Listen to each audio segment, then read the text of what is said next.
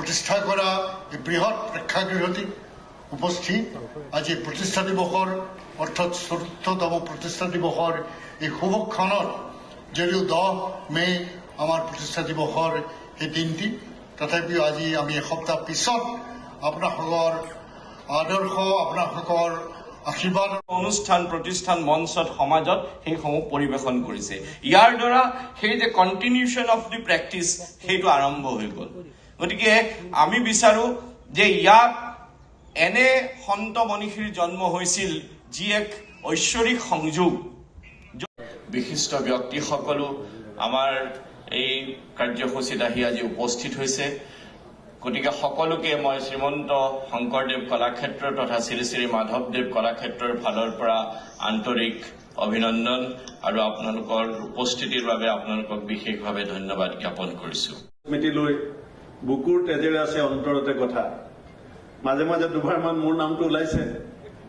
মই ছাত্ৰ জীৱনত বাহিৰা কিতাপ পঢ়াটো খুব ডাঙৰ এটা অভ্যাস আছিল, এতিয়াও আছে। 90 দশকত আমাৰ সেই সময়ৰ সাহিত্য সভাৰ সভাপতি মাধৱদেৱে সেই কথাটো লিখিছিল। সেইটো সময়ত ইংলেণ্ডত পেৰাডাইজ লষ্ট লিখিছিল মিল্টনে, আৰু মিল্টনেও লিখিছিল যে গড হেল্প হিম হু হেল্প হিমছেল্ফ।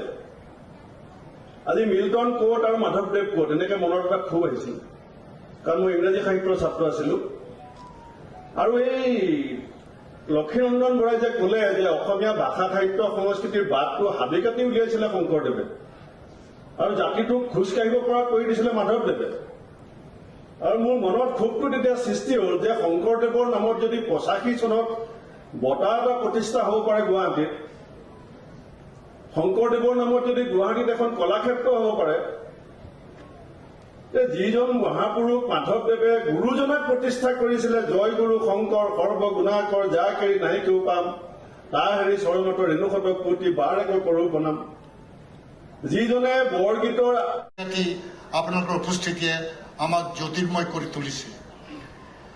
আমাৰ কাৰণে বৰ আদৰণীয় কথা যে শ্ৰীমন্ত শংকৰদেৱ কলাক্ষেত্ৰৰ দৰে গুৱাহাটীত অৱস্থিত তেখেতৰ পৰম শিষ্য মাধৱ গুৰুজনাৰ নামত প্ৰতিষ্ঠিত এই ক্ষেত্ৰখনত এটা প্ৰেক্ষাগৃহ আমি পাইছোঁ।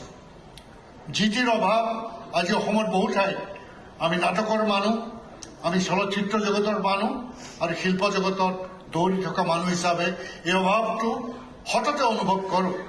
কিন্তু এই গুৰুজনাৰ এই পবিত্ৰ স্থলী আপোনাসৱৰ বাবে অৰ্থাৎ অসমৰ বাবে, অসমৰ শ্ৰোতা দৰ্শকৰ বাবে, সজ্জনৰ বাবে এটা সুন্দৰ প্ৰেক্ষাগৃহ আগবঢ়োৱা হৈছে।